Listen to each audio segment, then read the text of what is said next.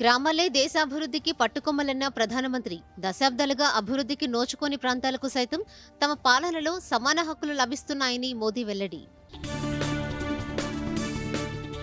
CM Revanth Reddy అధ్యక్షతన తెలంగాణ రాష్ట్ర మంత్రివర్గ సమావేశం. రైతు భరోసా, రేషన్ కార్డుల జారీ, ఇందిరమ్మ ఇళ్ల పంపిణీ అంశాలపై చర్చ. తెలుగు భాషను పరిరక్షించుకోవాల్సిన బాధ్యత ప్రతి ఒక్కరిపై ఉందన్న కిషన్ రెడ్డి.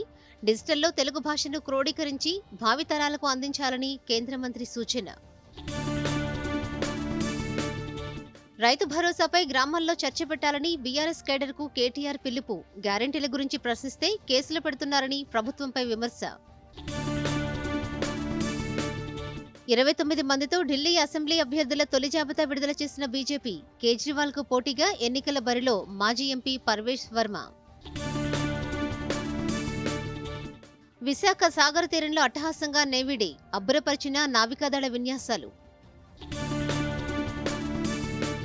సిడ్నీ టెస్టులో కుప్పకూలిన Bharat top order. Second innings రెండో రోజు 141 పరుగులు చేసిన టీమిండియా.